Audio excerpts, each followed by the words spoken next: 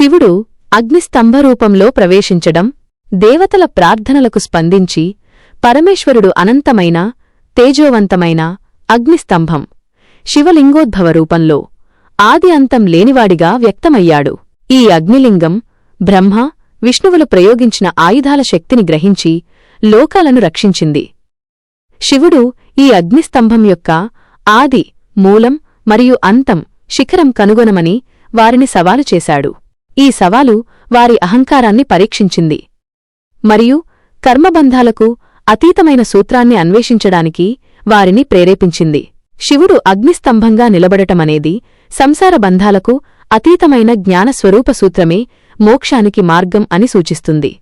అన్వేషణ, మోసం మరియు పంచముఖ ఆవిర్భావం. శివుని సవాలును స్వీకరించి నారాయణుడు ఆ స్తంభం యొక్క మూలాన్ని కనుగొనడానికి వరాహరూపంలో వెళ్లగా, బ్రహ్మ దాని శిఖరాన్ని కనుగొనడానికి హంసరూపంలో పైకి ఎగిరాడు. తీవ్రంగా అన్వేషించినప్పటికీ వారిద్దరూ ఆ స్తంభం యొక్క ఆదినిగాని అంతాన్నిగాని కనుగొనలేకపోయారు. తమ అన్వేషణ విఫలమైందని గ్రహించిన నారాయణుడు తిరిగి వచ్చి తన ఓటమిని నిజాయితీగా అంగీకరించాడు.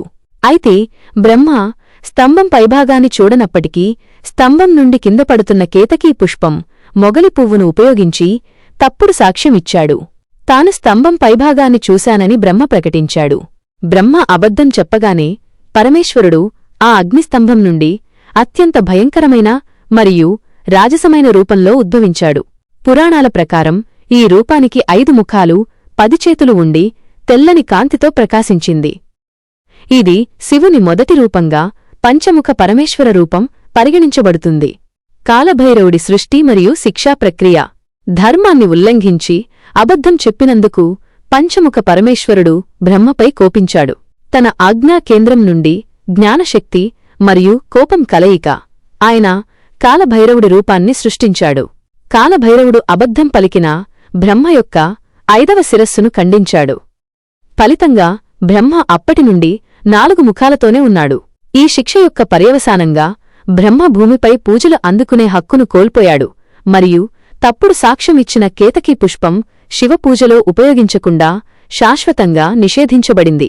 అనంతరం శివుడు బ్రహ్మ, విష్ణువులకు శాంతిని ప్రసాదించి జ్ఞానాన్ని ఉపదేశించాడు. తన 5 ముఖాల నుండి ఆయన ఒక్కొక్క అక్షరాన్ని బోధించి 5 అక్షరాల పంచాక్షరీ మంత్రాన్ని ఓం నమఃశివాయ రూపొందించాడు.